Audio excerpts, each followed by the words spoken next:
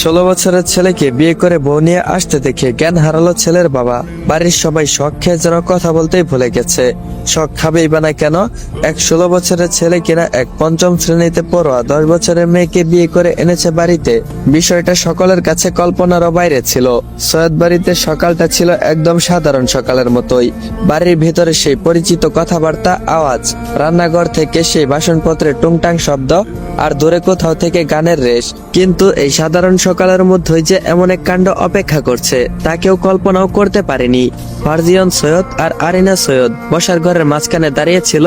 ফারজিয়নের মুখে কোনো অস্বস্তি নেই, কোনো অপরাধবোধ নেই, বরং অদ্ভুত এক ধরনের আত্মবিশ্বাসে ভরপুর।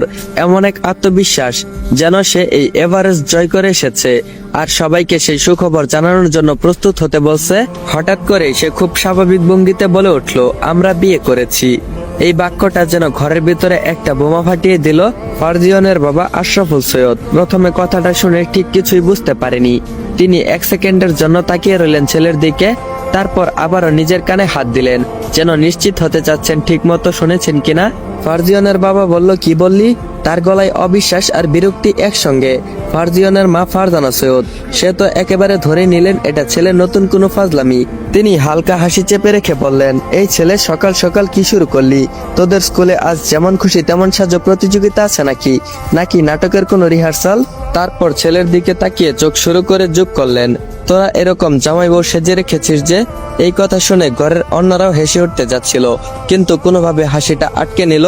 এইদিকে ফারজিয়ানের মুখে যেন এক ফোঁটাও হাসি নেই। সে একদম ভাবলেশীন কণ্ঠে বলল, না আম্মু, আমরা সত্যি সত্যি বিয়ে করেছি। এইবার ঘরের ভিতর সবাই উচ্চস্বরে হেসে উঠল, এমন এক হাসি যেটা তারা এই মুহূর্তে চাচ্ছে না, কিন্তু তারা হাসি থামাতেও পারছে না। কেউ হাত দিয়ে চাপা দিচ্ছে, আবার কেউ মুখ ফিরিয়ে নিচ্ছে। ফারজানা মাথায় হাত দিয়ে বললেন, আহা, কি যে বলছিস না, মজারও একটা লিমিট থাকে, বুঝছিস? তারপর গলা শক্ত করে বললেন, চুপ কর এখন, তোদের কি বিয়ে করার বয়স হয়েছে নাকি? মজা বাদ দিয়ে যা, ফ্রেশ হয়ে নাস্তা করতে আয়। ফারজিয়ন নড়ল না, এক পাও না। সে আবারও একই কথা বলল, আগের মতো শান্ত স্বরে, আমি সত্যি বলছি, আমি আরিনাকে বিয়ে করেছি। এইবার হাসিটা যেন সবারই থেমে গেল। বাবা আশরাফুল সৈয়দের কণ্ঠটা একদম বদলে গেল। ফারজিয়নের বাবা বলল, চুপ কর বেয়াদব ছেলে। তার কণ্ঠে এমন এক ধমক ছিল যে ঘরের বাতাসটা ভারী হয়ে গেল। মজারও একটা সীমা আছে। কি সব কথা বলছিস? তোদের কি বিয়ে করার বয়স হয়েছে নাকি? মাথা ঠিক আছে তো? তিনি রেগে উঠে বললেন, এইসব বাদ দিয়ে এখন ফ্রেশ হয়ে নাস্তা করতে আয়, সকাল সকাল মাথা গরম করিস না। ঠিক তখনই সিঁড়ি বেয়ে ধীরে ধীরে নিচে নামলেন আরমান সৈয়দ। তিনি নিচে নামতেই চেঁচামেচি শুনে থমকে গেলেন। এই এত চিৎকার কেন? কি হয়েছে? তিনি অবাক হয়ে ফারজিয়ানের দিকে তাকালেন আর বললেন, তোমরা আমার ফারজুকে সবাই মিলে বকছো কেন? তার কণ্ঠে ছিল স্নেহ। ফারজিয়ানের বাবা বলল, কি করেছিস কাকাইকে বল। ফারজিয়ানের চোখ চকচক করে উঠল। সে যেন এই মানুষটার অপেক্ষায় করছিল এতক্ষণ ধরে। একদম আদরে ও আহ্লাদি কণ্ঠে সে বলে উঠল, তেমন কিছুই করি নাই শ্বশুর আব্বু। ঘরের সবাই একসঙ্গে চমকে উঠে তার দিকে তাকায়। জাস্ট তোমার মেয়েকে বিয়ে করেছি। আরমান সৈয়দ কিছুক্ষণ নিশ্চুপ হয়ে রইলেন। মনে হলো তিনি ঠিক বুঝতে পারেননি। তিনি আবারও জিজ্ঞেস করলেন, কি করেছো ফারজু? ফারজিয়ান একটু দেরি না করে আবারও বলল, তোমার মেয়েকে বিয়ে করেছি। এই কথাটা শোনা মাত্রই যেন আরমান সৈয়দ বলে উঠল, আল্লাহ। এই এক শব্দ উচ্চারণ করে তিনি ধপ করে মেঝেতে পড়ে গেলেন। চারদিকে হুলস্থল পড়ে গেল। পানি আনো, বসাও বসাও। এই ছেলে কি সর্বনাশ করলো সকাল সকাল। ফারজানা বেগম আগুন হয়ে গেল। এই বেদব ছেলে। তিনি ফারজিয়ানের দিকে আঙ্গুল তুলে বললেন, তোরা বিয়ে করেছিস, মিথ্যা বলার জায়গা পাস না? তোদের বিয়ে পড়ালো কে? মজা করার জায়গা পাস না নাকি? এখন মজা বাদ দিয়ে নিচে আয়, খেতে আয়। ফারজিয়ান এতক্ষণ শান্তই ছিল, এখন গর্বিত হয়ে সে বুক ফুলিয়ে বলল, আম্মু, তুমি মনে হয় ভুলে যাচ্ছ। একটু থেমে আবারও বলল, আমার মামা আরিশ খান একজন আদালতের জজ সাহেব। ঘরের সবাই 1 সেকেন্ডের জন্য থমকে গেল। যার মামা জজ সাহেব, তার বিয়ে কে আটকাবে? এই কথা শেষ হতেই ফারজানা সৈয়দের চোখ মুখ যেন ঘুরে গেল। এই বলেই তিনিও সোজা মাটিতে লুটিয়ে পড়লেন। এই ঘরের অবস্থা এখন এমন হয়েছে, একজন জ্ঞান হারায় তো আরেকজন জ্ঞান হারায়। আর ফারজিয়ান দাঁড়িয়ে আছে, তার কাছে মনে হচ্ছে সে কোনো পুরস্কার জিতেছে। সেই খুশিতে সবাই মাটিতে লুটিয়ে পড়ছে। বাবা আশরাফুল সৈয়দ এবার আর রাগ সামলাতে পারল না। চুপ কর বেয়াদব ছেলে, তোর কথা অনেকক্ষণ ধরে চুপচাপ শুনছি। তিনি গর্জে উঠলেন, তোদের বয়স 18+ হয়েছে নাকি? তারপর দাঁতে দাঁত কিরমির করে বললেন, আর তোদের বিয়েটা পড়ালো কোন মহান কাজী? সেই মহান কাজীর নামটা বলে আমাকে ধন্য কর। এবার ফারজিয়নের মুখে লম্বা একটা হাসি ফুটলো, একদম বিজয়ের হাসি। ফারজিয়ন সৈয়দ একটু হেসে বলল, তুমি জানো না আমার কাকা যেখানে একজন মসজিদের ইমাম? একটু থেমে আবারও বলল, তখন আবার বাহিরের কাজের প্রয়োজন কি? এই কথাটা শোনার পর আশরাফুল সৈয়দ আর দাঁড়িয়ে থাকতে পারল না। আল্লাহ বাঁচাও, এই বলে তিনিও মাটিতে ধপাস করে পড়লেন, প্রায় অজ্ঞান হওয়ার মতো অবস্থা।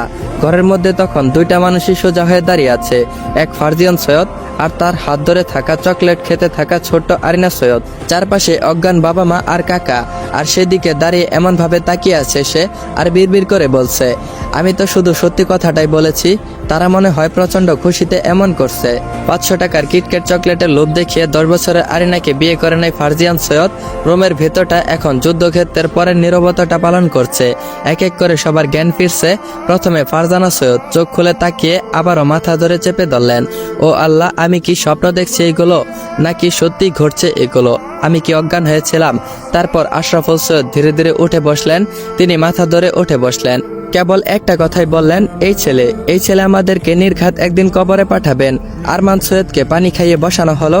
তিনি কিছুক্ষণ চুপ করে রইলেন, ফারজিয়নের দিকে তাকালেন, তারপর এমন ভাবে তাকিয়ে রইলেন, সেই তাকানোই ছিল এমন যেন চোখ দিয়ে বিচার করে ফেলবেন।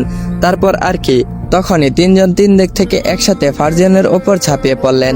বল, কি নাটক শুরু করেছিস? সত্যি সত্যি কি বিয়ে করেছিস? এত সাহস পেলি কোথায় থেকে? ফারজিয়ান কিন্তু একটুও ঘাবড়ালো না, বরং আরিনার হাত ধরে শক্ত করে ধরলো। উফ, আব্বু আম্মু আর শ্বশুর আব্বু, এক এক করে বলো। সবাই একসাথে চিল্লাইলে আমার ছোট্ট বউটার মাথা ঘুরে যাবে তো। বেচারি এমনিতেই ভয় পেয়ে আছে। এই কথাটা শুনে আশরাফুল সৈয়দের চোখ যেন কপালে উঠে গেল। দেখেছিস, এইটুকু ছেলে এখন বিয়ে করে আমাদেরকে ভদ্রতা শিখাচ্ছে। ফারজানা সৈয়দ হাত তুলে সবাইকে শান্ত হতে বলল। আগে শুনি ফারজু কি বলতে চাই। তখন তিনি জিজ্ঞেস করলেন, ফারজিয়নের দিকে তাকালেন আর বললেন, বল, কেন করলি এই ফালতু কাজটা, কেন করলি? ফারজিয়ন খানিকটা দম নিল, তারপর খুব ঠান্ডা গলায় বলল, কারণটা খুব সোজা। ঘরের সবাই নিঃশব্দ। আমি আরিনাকে ছেলেদের সাথে কথা বলতে আর খেলতে নিষেধ করেছিলাম। এই কথায় আরমান সৈয়দ ভ্রুকুচকে তাকালেন আর জিজ্ঞেস করলেন, তারপর? আমি বললাম, কিন্তু সে আমার কথা শোনেনি। ফারজিয়ন আরিনার দিকে তাকিয়ে বলল, আহাদের সাথে খেলছিল। এইবার আশরাফুল সৈয়দ চেঁচিয়ে বলে উঠলেন, তো তাই বলে বিয়ে? ফারজিয়ন মাথা নাড়ালো আর বলল, আমার খুব রাগ হচ্ছিল। ঘরের ভিতরে নিঃশ্বাস আটকে গেল সকলের। সে স্বাভাবিকভাবেই বলল, মন চাইছিল 2-4টা থাপ্পড় দেই। ফারজানা সৈয়দ আটকে উঠলেন, তো এইখানে বিয়ে কোথা থেকে আসলো? ফারজিয়ন তৎক্ষণাৎ যোগ করলেন, কিন্তু তখনই আমার মামার কথা মনে পড়ে গেল। আশরাফুল সৈয়দ গর্জে উঠলেন আর বললেন, কোন মামা? ফারজিয়ন বলল, আরিশ মামা। ঘরের ভিতর আবারও নীরবতা। মামা বলেছিল। ফারজিয়ন বুক ফুলিয়ে বলল, যে জিনিস আপোষে পাওয়া যায় সেই জিনিস আপোষে নেওয়াই বুদ্ধিমানের কাজ। 1 সেকেন্ড 2 সেকেন্ড নীরবতা। তারপর আশরাফুল সৈয়দ চেঁচিয়ে বলে উঠল, এই ছেলে পাগল হয়ে গেছে। এ আবার কোন যুক্তি? বিয়ে কি আপোষের জিনিস নাকি? ফারজানা সৈয়দ সবাইকে শান্ত করে বললেন, কারণ আরিনা সৈয়দ চেঁচামেচিতে ভয় পাচ্ছে। সবাই একটু শান্ত হন, আরিনা ভয় পাচ্ছে। তিনি আরিনার সামনে বসে পড়লেন। এই প্রথম তার কণ্ঠটা নরম হলো, আরিনা মামুনি। তিনি আরিনার মাথায় হাত বুলিয়ে দিয়ে বললেন, আচ্ছা মামুনি, ফারজো ভাইয়া কি তোমাকে জোর করেছিল? ঘরের সবাই আরিনার দিকে তাকিয়ে রইল।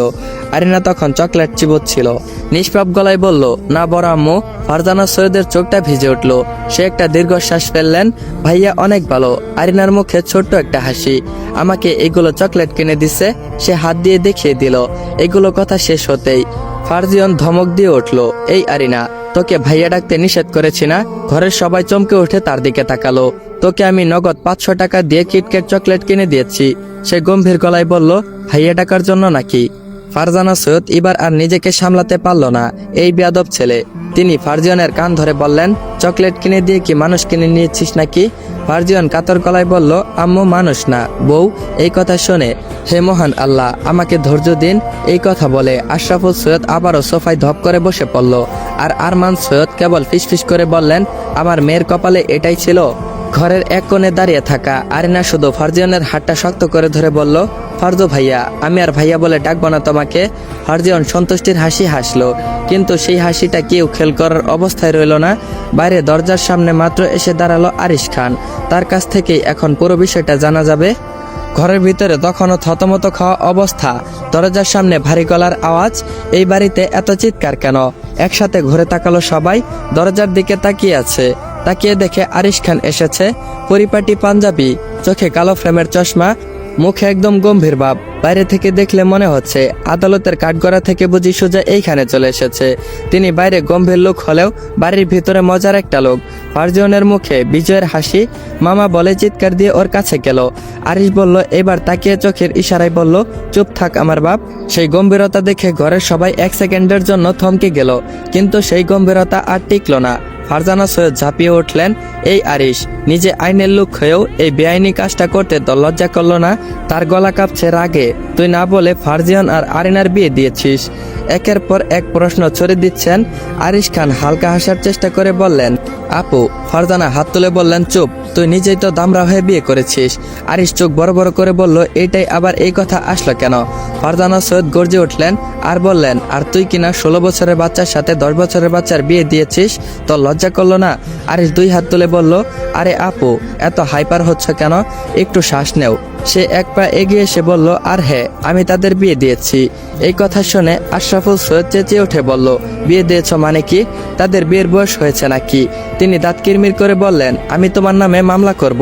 আরিশ খান ঠান্ডা গলায় বলল, আরে দুলা ভাই, আমার পুরো কথাটা তো বলতে দিন। তারপর হালকা হাসি দিয়ে বলল, আর এই মামলা টামলার ভয় এই আরিশ খান কখনোই পায় না। আপনি চাইলে তা খুশি মনে করে দেখতে পারেন দুলা ভাই। আশরাফুল সৈয়দ বিড়বিড় করে বললেন, তা পাবে কেন? নিজে তো এক বজ্জাত, সাথে আমার পোলাটারেও একদম বজ্জাতের হাড্ডি বানাইছ। মাঝে মাঝে আমি বুঝতে পারি না এই বজ্জাতের হাড্ডিগুলো কিভাবে এত মেধাবী হইল। ভাগ্যিস তার সাথে ফারজানা সৈয়দ শুনতে পাইনি, না হয় এক্ষুনি হুরুস্থল কাণ্ড বাঁধিয়ে দিত। ফারজানা আবার চেঁচিয়ে উঠে বলল, তাহলে কেন এমনটা করলি? আরিশ খান এবার একটু নিজের স্টাইলে বলল, কারণ তোমার বান্দর পোলার কাণ্ড। ফারজিয়ন নিরীব মুখে দাঁড়িয়ে রইল শুধু। সে আমাকে ব্ল্যাকমেল করেছে। আরিশ খান গম্ভীর মুখে বলল। সবাই একসাথে বলল, ব্ল্যাকমেল? আরিশ খান দীর্ঘশ্বাস ছেড়ে বলল, হ্যাঁ, আমি বাথরুমে গান গাইছিলাম। ঘরের সবাই বলল, কি?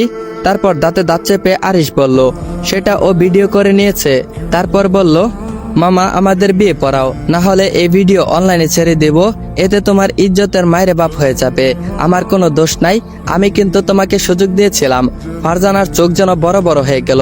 বড় বড় চোখ করে তাকালেন। তিনি কথা বলার ভাষা হারিয়ে ফেলেছেন। আরিশ নাটকীয় ভঙ্গিতে বলল, তাই তো আমি এটা করেছি। ফারজিয়ন গর্বিত হাসি হাসলো। আশরাফুল সৈয়দ রাগে গজগজ করতে লাগলো, তাই বলে তুমি তাদের বিয়ে পড়িয়ে দিবে? আরে দোলা ভাই, আরিশ খান সাথে সাথে বলল। ঠিক তখনই আরমাদ সৈয়দ এতক্ষণে মুখ খুললেন। তার মানে বিয়ে হয় নাই? আরিশ মাথা নাড়ালো। আইনতভাবে এখনো হয়নি। ঘরের ভিতরে নিস্তব্ধতা। আরিশ পকেট থেকে একটা কাগজ বের করলো। আমি শুধু এই কাগজটাতে সাইন করে দিয়েছি। সবাই ঝুঁকে দেখলো। কাগজটাতে লেখা আছে, যখন ফারজিয়ান সৈয়দ প্রাপ্তবয়স্ক হবে এবং আরিনা সৈয়দ 18+ হবে, তখন তারা আইনগতভাবে স্বামী স্ত্রী হতে পারবে। ফারজানা ধপ করে মাটিতে বসে পড়ল আর বলল, আল্লাহ বাঁচাইছে। আরিশের শেষ কথাটা বলল গম্ভীর গলায়। আইনতভাবে বিয়ে হয় নাই। একটু থেমে আবারও বলল, কিন্তু ধর্মীয়ভাবে ঠিকই হয়েছে। ঘরের বাতাসটা আবারও ভারী হয়ে গেল। বিয়েটা হয়েছে কিন্তু। ফারজিয়ান তখন আরিনার হাত ধরে বলল, এত কিছু জানি না, আমাদের বিয়ে হয়ে গেছে। এখন আমার বউ নিয়ে আমি গেলাম। এই আরিনা, আমার সাথে আয়। এই বলে আরিনার হাত ধরে ফারজিয়ান সিঁড়ি দিয়ে হন হন করে উপরে চলে গেল। সৈয়দ মোস্তাকিম মুমিন ফারজিয়ানের ছোট কাকা। তিনি ধীরে ধীরে বাড়িতে প্রবেশ করলেন। তার পরনে পরিষ্কার সাদা রঙের পাঞ্জাবি, যা হাঁটুর নিচ পর্যন্ত পরে আছে। পাঞ্জাবির কাপড় সহজ, সাদামাটা পূর্ণ। গলার কাছে সাদামাটা একটা বোতাম লাগানো। নিচে পরে আছেন সাদা পায়জামা, যা তার চলাফেরার স্বাচ্ছন্দ্যতা এনে দিয়েছে। মাথায় তিনি পরেছেন সৌদি আরবের ঐতিহ্যবাহী সাদা ঘোতরা, যা ভাঁজ করে মাথার উপরে রাখা এবং কালো আগলা দিয়ে সুন্দরভাবে আটকানো। এই গুত্রা তার ব্যক্তিগত এক ধরনের গাম্ভীর্য ও আন্তর্জাতিক ইসলামী ঐতিহ্যর ছোঁয়া যোগ করেছেন। মুখে পরিমিত দাড়ি, পরিপাটি করে আছড়ানো, চোখে শান্ত দৃষ্টি, কথাবার্তায় কোমলতা, পায়ে সাধারণ কালো চামড়ার স্যান্ডেল। পুরো অবয়ব জুড়ে রয়েছে ইবাদত, জ্ঞান ও বিনয়ের ছাপ। রুমের ভিতরের অবস্থা এখনো ভারী। তিনি ভিতরে ঢুকতেই শান্ত গলায় সবাইকে উদ্দেশ্য করে সালাম দিলেন, আসসালামু আলাইকুম। ভয়েসটা শান্ত, সুষম। সবাই একসঙ্গে তাকালো। আরিশ খান কিছুটা স্বস্তি পেলেন। ওয়ালাইকুম আসসালাম। সালামের জবাব দেওয়ার পরই বাড়ির সবাই একে একে ঘিরে ধরল তাকে। আশরাফুল সৈয়দ এবার রাগ না করে শান্ত কিন্তু ভারী করাই বললেন, নিজের বিয়ে করার বয়সে ছোট্ট ভাতিজাকে বিয়ে দিতে বিবেকে বাঁধলো না তোমার মোস্তাকিম? তোমার মতো বুঝদার ছেলের কাছে এটা আশা করি নাই কখনো। সৈয়দ মোস্তাকিম মোমিন একটু উত্তেজিত হলেন না, বরং শান্ত রইলেন। তিনি হাসি মুখে বললেন, ভাইয়া, বিয়ে তো হারাম কাজ নয়, বরং বিয়ে করা ফরজ, আর বিয়ে দেওয়া তো অন্যায়ের কিছু নয়। হারাম রিলেশন থেকে হালাল রিলেশন অনেক ভালো। ফারজানা সৈয়দ সঙ্গে সঙ্গে প্রশ্ন করলেন, তুমি কি তাদের বয়সটা দেখেছ? আরমান সৈয়দ তারপর তাদের কথায় সায় দিলেন আর বললেন, ওদের কি বিয়ের বয়স হয়েছে? এই কথা শুনে মোস্তাকিম শান্ত গলায় উত্তর দিলেন, ভাইয়া, আইনের দৃষ্টিতে তাদের এখনো বিয়ের বয়স হয়নি, তবে ইসলামী দৃষ্টিতে বিয়ের বয়স নিয়ে নির্দিষ্ট কিছু বলা হয়নি। একটু থেমে তিনি আবার বললেন, ভবিষ্যতে ফারজিয়ন ও আরিনার মধ্যে হারাম সম্পর্কের তৈরি হতে পারত। সেই ঝুঁকির চেয়ে হালাল সম্পর্কই উত্তম। আর মেজভাবের শেষ ইচ্ছা ছিল আরিনা ও ফারজিয়নের বিয়ে দেওয়া। এই কথার পর ঘরের ভিতরে ধীরে ধীরে সবাই চুপ হয়ে গেল। ফারজানা সৈয়দ আর আশরাফুল সৈয়দ চোখে এতক্ষণে শান্তি ফিরে এলো। তারা যেন স্বস্তির নিঃশ্বাস ফেললো। মোস্তাকিম ধীরে ধীরে বলল, চিন্তা করবেন না ভাইয়া ভাবি, আমি নিশ্চিত করছি এটা এই বাড়ির বাইরে কেউ জানতে পারবে না। আর ফারজিয়নও শান্ত থাকবে এবং সব কাজ সতর্কতার সঙ্গে সম্পন্ন হয়েছে। আরমান সৈয়দ আর দ্বিমত পোষণ করলেন না, ভালোই হয়েছে, আল্লাহ যা করে ভালোর জন্যই করে। আশরাফুল সৈয়দ নরম কণ্ঠে বললেন, আচ্ছা ঠিক আছে, তাহলে সবাই হাত মুখ দিয়ে নাস্তা খেতে আসো।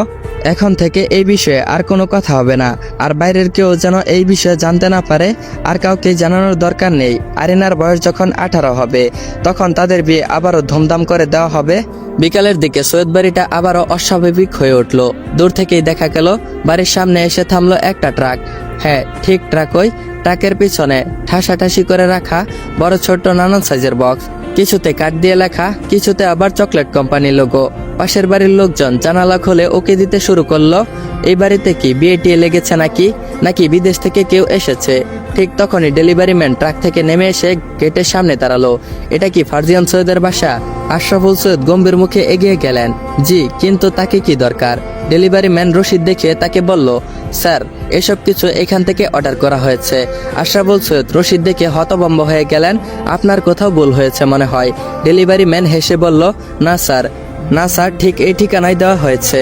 আপনি কাইন্ডলি ফারজিয়ান স্যারকে ডেকে দিন, অলরেডি পেমেন্ট অ্যাডভান্স করা হয়েছে। এবার আশরাফুল সৈয়দের মুখটা আরো বেশি শক্ত হয়ে গেল। তিনি গম্ভীর কণ্ঠে বললেন, ফারজিয়ন। কিছুক্ষণের মধ্যে ফারজিয়ন হেঁটে এসে দাঁড়ালো, মুখে একদম নির্বিকার ভাব। হে আব্বু, বলো। আশরাফুল সৈয়দ আঙ্গুল দিয়ে ট্রাকের দিকে দেখালো আর বলল, এইসব কি? ফারজিয়ন বলল এক ঝলক তাকিয়ে, ও এইগুলো। ডেলিভারি ম্যান খুশি হয়ে বলল, জি sir, cosmetic, skin care, perfume আর বিভিন্ন রকমের চকলেট। এই কথা শুনে ফারজানা সৈয়দ মাথায় হাত দিয়ে বললেন, আল্লাহ, আবার কি কাণ্ড করলি? ফারজিয়ন তখন খুব স্বাভাবিকভাবেই বলল, আমি আরিনার জন্য কিছু কসমেটিক অর্ডার করেছি। আশরাফুল সৈয়দ এবার নিজেকে আর সামলাতে পারল না। এই তুই টাকা পাইলি কোথায়? ফারজিয়ন ভাবলে সিন গলায় উত্তর দিল, কেন, আমার অ্যাকাউন্টে তো অনেক টাকা আছে। তখন আশরাফুল সৈয়দ গর্জে উঠলেন আর বললেন, কত টাকা? ফারজিয়ন একদম বেহিসাবি ভঙ্গিতে বলল, বিভিন্ন স্কলারশিপ আর কম্পিটিশন জেতা টাকা, আর তোমাদের দেওয়া গিফট, আর আমার কিছু জমানো টাকা, সেগুলো জমিয়ে একটু থেমে হিসাব করার মতো করে বলল, মোট 2,56,000 টাকা। ঘরের সবাই একদম চমকে উঠল আর বলল, কি? ফারজিয়ন শান্ত গলায় যোগ করলো আর বলল, ওখান থেকে 1 লাখ টাকা দিয়ে আরিনার জন্য কসমেটিক আর বিভিন্ন রকমের চকলেট অর্ডার করেছি। ফারজানা সৈয়দ চোখ বড় বড় করে তাকালেন। 1 লাখ? এই বয়সে এই 10 বছরের মেয়ের জন্য এত কিছু কেনার প্রয়োজন আছে? ঠিক তখনই সিঁড়ি বেয়ে উপর থেকে ছোট্ট গলাও এসে আসলো। বড় আম্মু, চকলেট। সবাই ঘুরে তাকালো। আরিনা দাঁড়িয়ে আছে, চুলগুলো খোলা, চোখে কৌতূহল। ফারজিয়নের মুখ যেন উজ্জ্বল হয়ে উঠল। সেও গর্বিত গলায় বলল, দেখছো আব্বু, আরিনারও নিজেরও পছন্দ আছে। আশরাফুল সৈয়দ অসহায় কণ্ঠে বললেন, এই ছেলের জন্য যে জীবনে আর কি কি দেখতে হয় আল্লাহ ভালো জানেন। আর ডেলিভারি ম্যান পাশে দাঁড়িয়ে ফিস ফিস করে বলল, স্যার, কোথায় রাখবো পার্সেলগুলো? ফারজিয়ন এক হাত তুলে বলল, আমার রুমে। তারপর আরিনার দিকে তাকিয়ে মুচকি এসে বলল, এক এক করে দেখবি, ভাইয়া ডাকলে তোর কিন্তু চকলেট বন্ধ। আরিনা চোখ বড় করে তাকালো আর মাথা নাড়ালো, না, আমি ভাইয়া ডাকবো না। ফারজানা সৈয়দ এবার মাথায় হাত দিলেন, আর সৈয়দ বাড়ির সামনে একটা ট্রাক ভর্তি 1 লাখ টাকার ভালোবাসা ধীরে ধীরে ভিতরে ঢুকলো। পাশের বাড়ির ছাদে দুজন মহিলা ফিস ফিস করে বলাবলি করছে, এই বাড়িতে ট্রাক ঢুকলো কেন? কিছু কি বুঝলে? আরেকজন বলল, চুপ কর, শুনেছে নাকি ফারজিয়ন আর আরিনার বিয়ে হয়ে গেছে? যদি ঘটনাটা সত্যি হয় তাহলে সৈয়দ বাড়ির মান সম্মান একদম শেষ।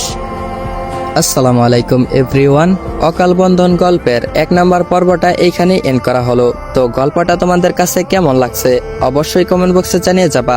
আর হ্যাঁ গাইস, তোমরা যদি এর পরবর্তী পর্ব পেতে চাও তাহলে অবশ্যই কমেন্ট বক্সে জানিয়ে যাবা, আর বেশি বেশি কমেন্ট করতে হবে। আর হ্যাঁ গাইস, এই ভিডিওতে একটা টার্গেট থাকবে। তোমরা যদি এই ভিডিওতে 200 কমেন্ট এবং 500 লাইক কমপ্লিট করে দিতে পারো তাহলে খুব শীঘ্রই পরবর্তী পর্ব নিয়ে হাজির হয়ে যাব। আর যদি এই ভিডিওতে টার্গেট কমপ্লিট করে দিতে না পারো তাহলে আর পরবর্তী পর্ব নিয়ে আসবো না। তো সম্পূর্ণ ডিপেন্ড করবে তোমাদের উপর, পরবর্তী পর্ব আনবো কি আনবো না। তো যদি তোমরা পরবর্তী পর্ব দেখতে চাও তাহলে অবশ্যই এই ভিডিওর টার্গেট কমপ্লিট করে দিতে হবে। তো দেখা হচ্ছে পরবর্তী পর্বে, ততক্ষণ পর্যন্ত সবাই ভালো থাকবা, সুস্থ থাকবা। আল্লাহ হাফেজ।